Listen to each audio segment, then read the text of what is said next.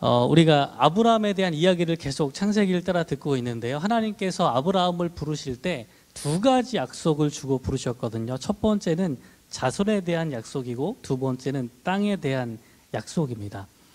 자손에 대한 약속은 99세 때 말씀하셔서 드디어 100세에 이삭을 낳음을 통해서 자손의 약속이 이루어지는 것들을 일부분 보게 하셨습니다.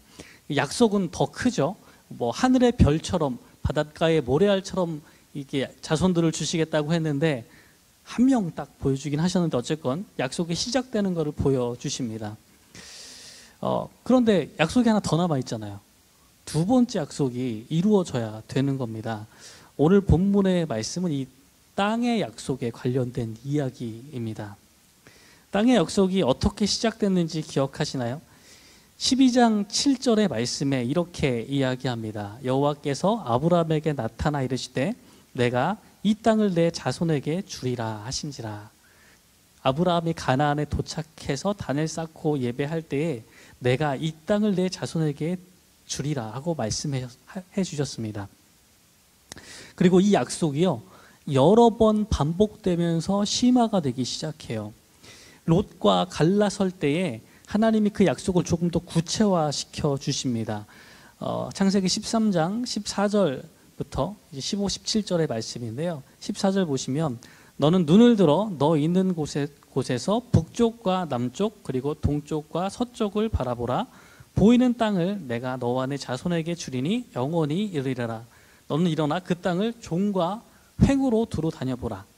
눈을 들어 그 땅을 확인하게 하신 다음에 다녀보라고 하신 거예요. 약속이 훨씬 구체화되어 있죠. 이 땅이라는 말에서 눈으로 보여주시고 거기를 걸어 다녀보라고 이야기하시는 거예요. 근데 또 바로 이루어지진 않아요. 그러다 보니까 약속을 다시 한번 든든하게 만들어야 될 때가 오는 겁니다. 15장 7절에 가면요 또 말씀하십니다. 나는 이 땅을 내게 주어 소유를 삼게 하려고 너를 갈대아인의 우르에서 이끌어낸 여호와니라. 약속이 아직도 이루어지진 않고 있지만 하나님께서 아브라함의 아버지 데라부터 우르와 하란에서 각각 이끌어 오신 것은 이 땅을 주기 위한 목적이 있다고 다시 한번 역사적으로 말씀하시는 거예요. 그러면서 15장에 약속을 또 조금 더 구체화시키십니다. 15장 18절에서 21절 말씀에 보면 하나님께서 다시 한번 언약을 세워서 이제 그 경계를 조금 더 분명하게 그려주세요. 애굽 강에서부터 나일 강에서부터 그 큰 강 유프라테스까지 내 자손에게 주신대요. 그리고 지금 거기 살고 있는 족속들을 쫙 나열합니다. 겐 족속, 그니스 족속, 간몬 족속, 헷 족속, 브리스 족속, 르바 족속, 아모리, 가나안, 기르가스, 여부스 족속을 이야기하는 거예요. 그러니까 지금 살고 있는 족속의 경계는 훨씬 더 분명하거든요. 아까는 눈으로 본 걸 이야기했는데 지금은 그 땅을 차지하고 있는 족속들의 경계를 이야기합니다. 그러니까 조금 더 분명한 경계를 이야기를 해 주시고 있습니다. 더불어 지금 거기 족속들이 살고 있다는 것을 언급하셨다는 이야기는 그 땅을 그들을 내쫓아서라도 그 땅을 취하게 하겠다고 암시하시는 듯한 느낌이 드는 거죠. 이러면 또 땅을 금방 주시면 좋겠는데 아직도 안 주셨어요. 그러니까 약속을 또 해주시는 거예요. 17장 7, 8절 가면 이제 다시 이번에는 그 이삭과도 이 약속을 세우시겠다고 조금 더 굳건하게 약속을 주시는데 나와 너 및 내 대대 후손 사이에 세워서 영원한 언약을 삼고 너와 내 후손의 하나님이 되리라. 내가 너와 내 후손에게 내가 거류하는 이 땅 곧 가나안 온 땅을 주어 영원한 기업이 되게 하고 나는 그들의 하나님이 되리라. 이번에는 그 약속을 아브라함만이 아니라 태어날 자손 이삭과도 언약을 맺으시겠다고 약속을 훨씬 더 좀 풍성하게 확장을 시키고 계시는 겁니다. 처음에 약속을 하시고 나서 이렇게 4번이나 반복해서 구체화하고 심화시키시는 거예요. 그럼 이제 땅을 좀 주실 법하지 않나요? 아브라함이 그 메소포타미아에서 내려온 네 왕의 연합군을 격파하고 막 롯도 되찾아오거든요. 이쯤 되면 그 집의 남자들을 이끌고 이 족속들을 쳐 부숴라도 그 땅을 좀 차지해야 좀 말이 좀 맞을 것 같잖아요. 근데 오늘 본문에 보면 여전히 아브라함에게는 한 조각의 땅도 없다는 것을 발견하게 됩니다. 오늘 4절 말씀에 사라가 죽은 후에 매장을 해야 되는데 아브라함이 헷 족속에게 이렇게 이야기합니다. 이제 세 번역 말씀으로 읽고 있습니다. 나는 여러분 가운데에서 나그네로 떠돌이로 살고 있습니다. 죽은 나의 아내를 묻으려고 하는데 무덤으로 쓸 땅은 여러분들에게서 좀 살 수 있게 해주시기를 바랍니다. 하나님께서 계속 약속하셨는데 땅 한 떼기도 없는 거예요. 무덤으로 살 땅이라도 사야 되는 지경에 이르는 겁니다. 되게 이 약속은 참 자손에 대한 약속만 암담한 줄 아셨죠? 땅에 대한 약속도 만만치 않은 거예요. 자, 생각해 봅시다.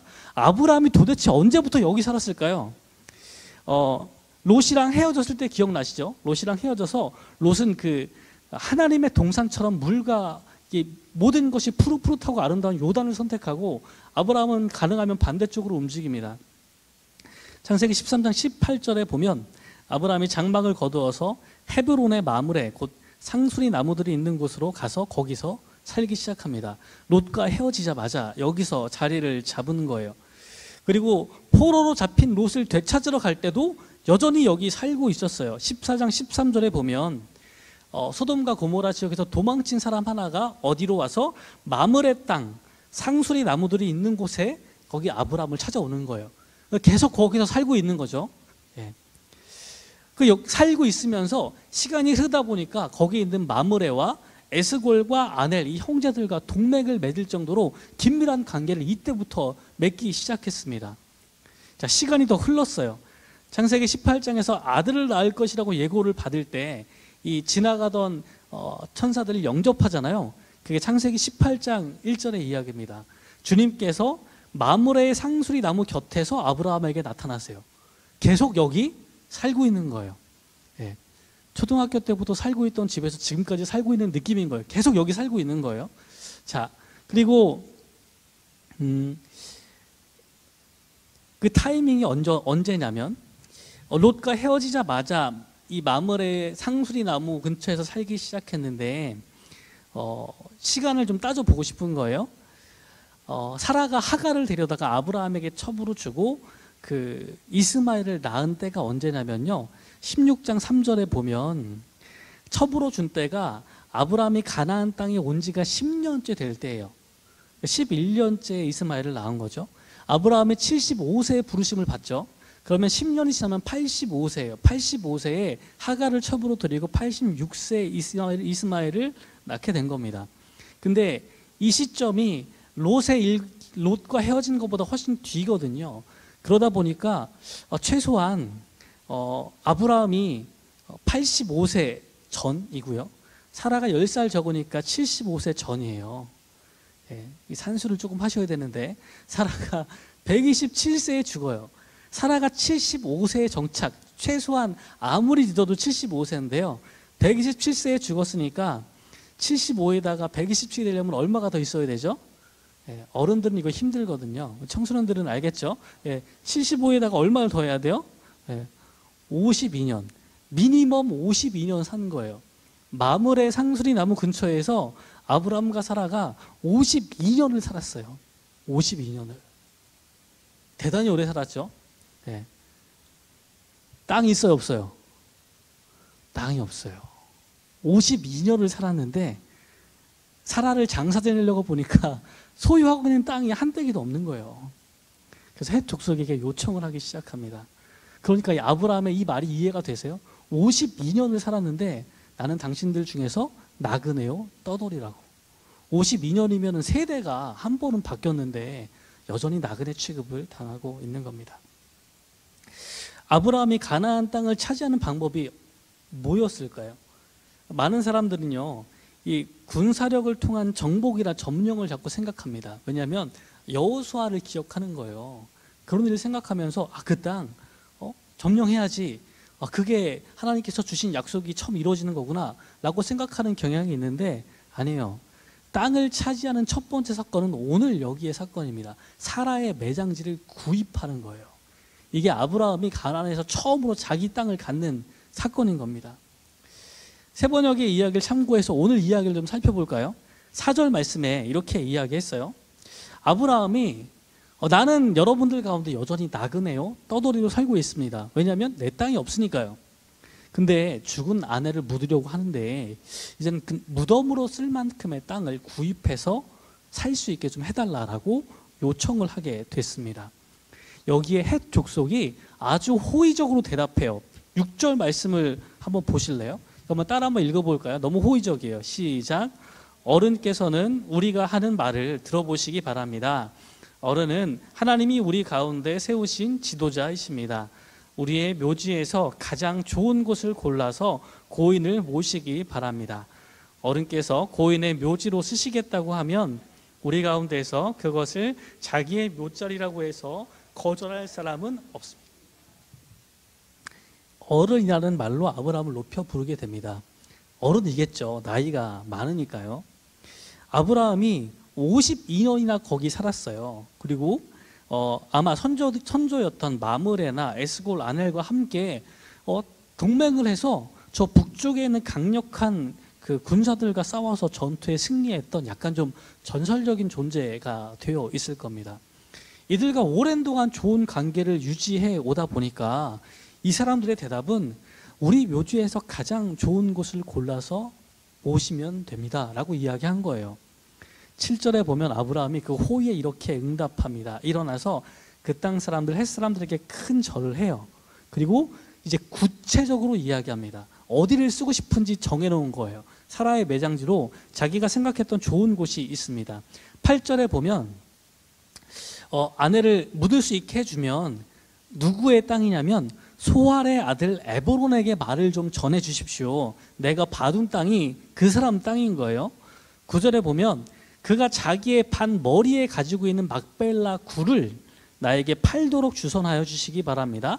값은 넉넉하게 서서 드릴 터이니 내가 그 굴을 사서 여러분 앞에서 그것을 우리 묘지로 삼도록 해주시기 바랍니다. 봐둔 무덤이 있어요. 굴을 받았습니다. 막벨라 굴을 받았어요. 아마 오랜 동안 함께 살면서 이 성문에는 그 각각의 가문의 장로들이 앉아 있었거든요. 약간 그 도시나 마을 전체 일들을 회의하는 곳이어서 장로들이 다 거기에 앉아 있었을 겁니다. 거기서 아브라함이 요청을 하고 있는 거예요. 그랬던 10절에 보면 이 에브론도 그 가문의 아마 우두머리였던 것 같아요. 햇사람 에브론이 마침 햇사람들 틈에 앉아 있다가 그 가문의 우두머리니까요. 성문이 마을회관에 앉아있는 모든 햇사람들이 듣는 데서 아브라함에게 대답하는 겁니다. 11절에 뭐라고 대답하는지 한번 보세요. 아니 그러실 필요가 없습니다. 제가 드리는 말씀을 들어보시기 바랍니다. 제가 그 밭을 드리겠습니다. 거기에 있는 굴도 드리겠습니다. 나의 백성이 보는 앞에서 제가 그것을 드리겠습니다. 거기에다가 돌아가신 부인을 안장하시기 바랍니다. 괜찮죠? 선물로 주겠대요. 그래서 와 되게 관계가 좋나 보다 이렇게 얘기하는데, 근데 그 다음 대답을 한번 잘 보세요. 12절에서 아브라함이 이 이야기를 듣고 다시 한번 그 사람들에게 큰 절을 하면서 호의의 감사를 표현합니다. 그런데 13절에 보시면 아브라함이 에브론에게 하는 이야기는 좋게 여기신다면 나의 말을 들으시기를 바랍니다. 그 밭값을 드리겠습니다. 저에게 그 값을 받으셔야만 내가 나의 아내를 거기 묻을 수 있습니다. 준대는데 왜 사겠다고 할까요? 이런 경험 있으세요? 준다고 하는데 아니 돈을 주겠다고 이야기하는 경우가 있으신가요? 왜 그랬을까요? 아브라함은요. 아주 큰 호의로 어느 곳을 고르시든지 그냥 그 밭을 드리겠습니다. 그냥 장사를 지내십시오 하는데 굳이 돈을 주겠대요. 유추가 되세요? 왜 돈을 주고 싶어 하는지? 계속 좋은 관계를 이어나가고 싶어서 그랬을까요? 어떤 이유가 거기 있을까요? 선물로 받기엔 좀 너무 큰 호의라고 생각이 돼서 값을 주려고 했을까요? 에브론이 다시 이 말에 대답합니다. 15절에 저의 말을 들어보시기 바랍니다. 그 땅값을 친다면 은 400세겔 정도 됩니다. 그런데 어른과 저 사이에 무슨 거래를 하겠습니까? 거기다 그냥 돌아가신 부인을 안장하시기 바랍니다. 거래하겠다는 거에 하지 말자는 얘기예요? 하지 말자는 얘기죠. 근데 에브론은 왜 이렇게 자꾸 사양하고 있을까요? 나름 자기 땅과 굴을 주는 건데 왜 또 거래를 안 하고 그냥 자꾸 주려고 하고 있을까요? 안 써 있지만 행간을 계속 읽어가셔야 돼요. 아브라함이 명성이 있고 좋은 관계를 유지하다 보니까 모든 족장들과도 다 좋은 관계를 가지고 있어요. 그래서 이미 에브론에게 이야기하기 전부터 많은 사람들이 그냥 장사를 지내세요. 당신이 돌아가신 그 부인을 안장하려고 할 때 누가 그것을 안 주겠습니까? 라고 이야기를 다 했어요. 근데 이제 그 중에 하나였던 에브론이 아니 우리는 돈을 받고 팔겠습니다. 이거 좀 어렵잖아요. 분위기가 이미 좀 넘어갔어요. 그러다 보니까 자꾸 거절합니다. 그 땅값이 은 400쯤 되는데 그래도 우리가 어떻게 거래하겠습니까? 그냥 장사를 지내시면 됩니다. 근데 이 말 뒤에 약간 숨어 있는 게 있습니다. 뭘 따지셔야 되냐면 땅값을 따지셔야 돼요.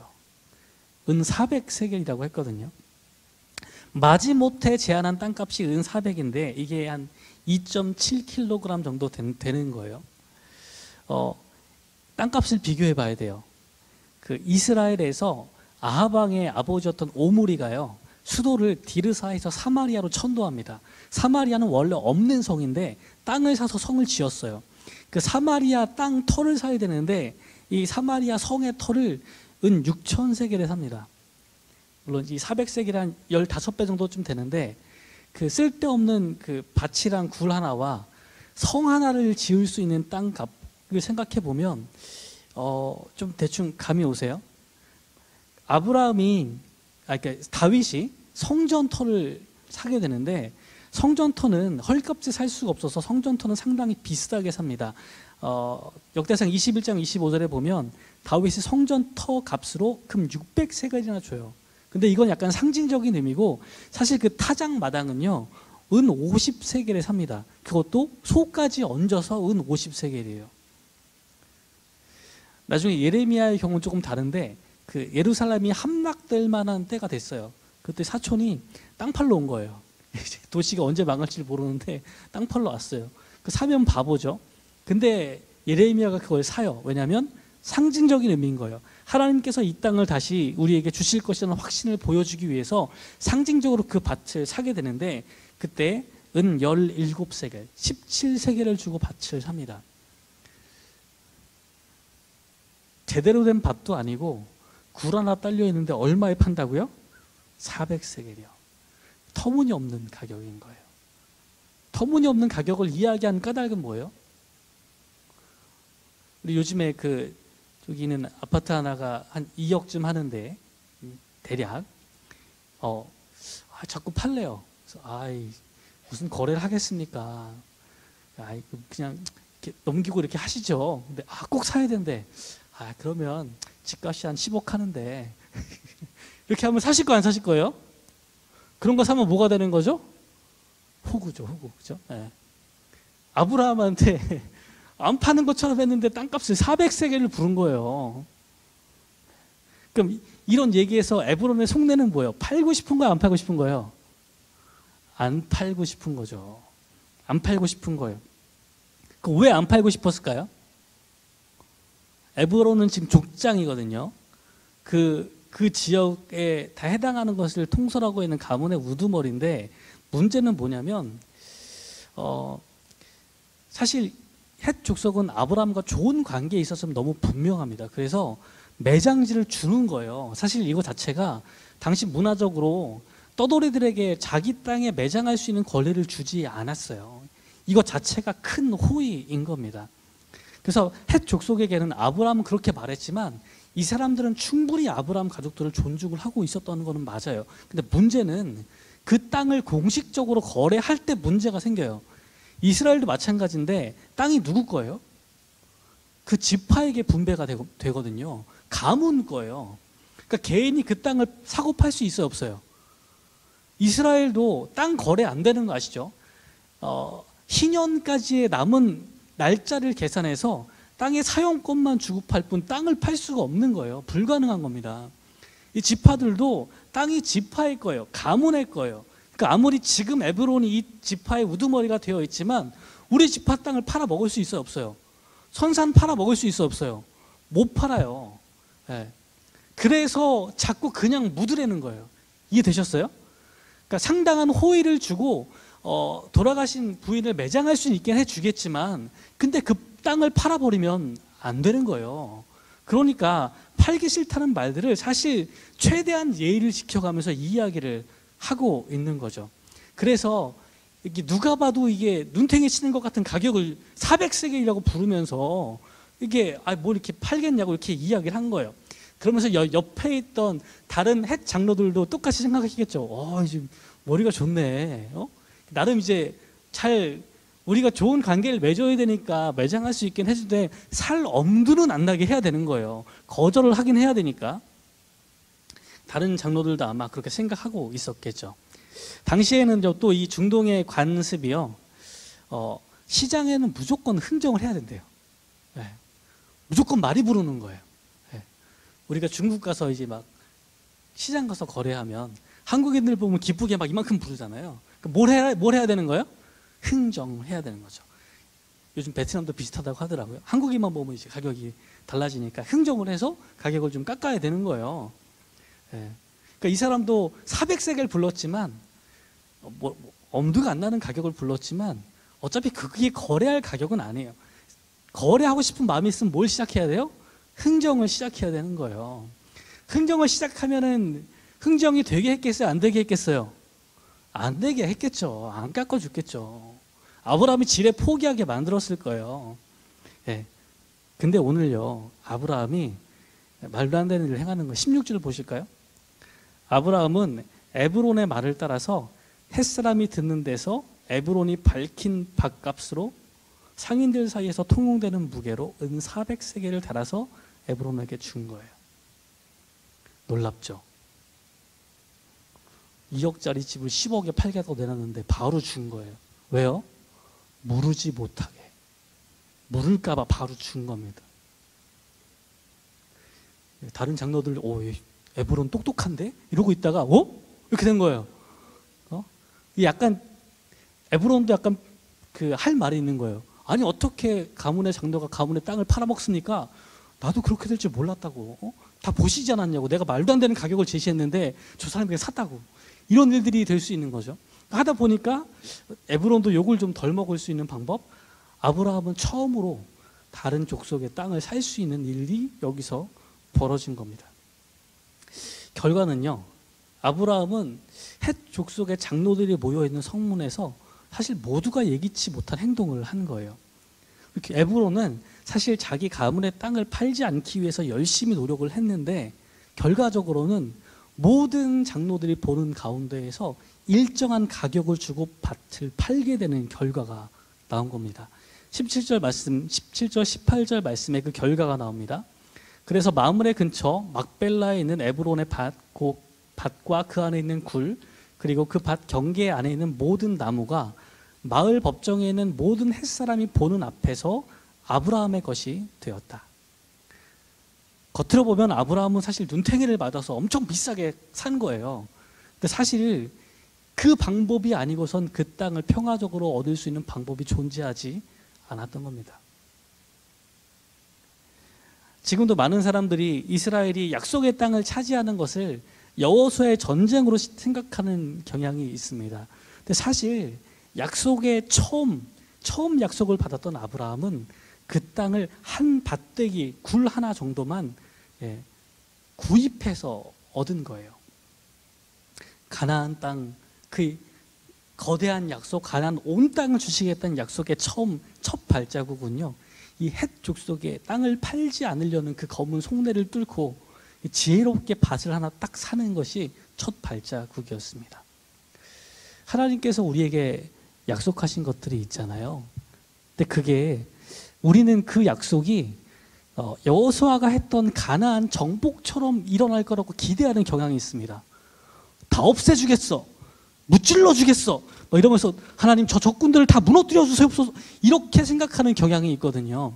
근데 아브라함이 그 땅을 지금 어떻게 차지하고 있는 거예요? 호구가 잡혀가면서 차지하고 있는 거예요. 어떤 관계 가운데? 평화로운 관계 가운데. 속임수를 분별해내면서 몇 년을 기다렸다고요? 땅 한 조각 사는데 52년 이상을 기다려서 처음으로 밭을 사고 있는 겁니다. 기도하다 보면 하나님의 약속처럼 잘 안 이어지는 게 있어요. 오랜 동안 응답이 미뤄지는 일들이 있습니다. 그리고 그게 자연스럽게 일어나질 않아요. 깔끔하게 되지도 않아요. 엄청 손해본 것 같은 일들이 지금 눈앞에 시작될 수도 있습니다. 오늘 땅에 대한 약속이 이루어지는 방법을 살펴볼 때 우리가 하나님의 응답을 만나기 위해서 무엇이 필요할까라는 생각을 하게 됩니다. 여러분, 우리는요, 우리를 속이려는 속임수들을 분별해 낼 수 있어야 돼요. 겉으로는 좋아 보이지만 그냥 묻으세요 라고 묻으면 아브라함이 죽고 관계가 바뀌면 그냥 우리 땅이에요. 절대로 주지 않습니다. 그 겉으로 보이는 호의를 분별해 낼 수 있는 분별력이 우리한테 필요한 거죠. 오랜 기다림도 견뎌낼 수 있어야 됩니다. 용기를 가지고 변함없이 걸어갈 때에야 그 땅에 대한 약속이 이루어지는 것처럼 우리의 기도의 응답도 시작될 수 있기 때문입니다. 금요일 날 기도의 자리에 나오실 때 어떤 기도의 제목들을 또 들고 나오셨습니까? 하나님께서 아브라함에게 응답하신 그 두 가지는요, 둘 다 정말 쉽지 않은 시간들을 통해서 이루어집니다. 근데 우리의 기도가 이루어질 때는 어떻게 이루어질까요? 이루어지는 결과를 보시지 말고 어떻게 그 기도를 준비하며 기다릴까를 함께 배웠으면 좋겠습니다. 그 오랜 기다림 끝에 하나님께서 이러한 일들을, 약속의 첫 시작들을 우리 가운데 분명히 성취하게 하실 것이기 때문입니다. 예, 함께 기도하면서 찬양할까요?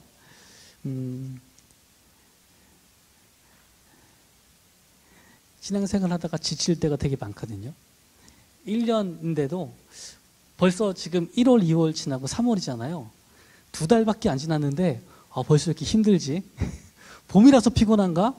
교회만 오면 졸리고 예배 때 졸리고 은혜는 좀 먼 것 같아. 이렇게 생각하시는 분들도 많이 있습니다. 하나님의 약속이 이루어지길 기다리고 길고 긴 이 신앙의 길을 걸어왔는데 여전히 삶이 버겁게 느껴집니다. 그때 다시 한번 이렇게 찬양하고 기도했으면 좋겠습니다. 주님, 올해도 삶이 좀 많이 쉽지 않습니다. 버겁습니다. 근데 그 가운데 약속을 이루시는 선하신 주님을 믿으며 걸어가기를 원합니다. 함께 이렇게 찬양하고 기도하겠습니다.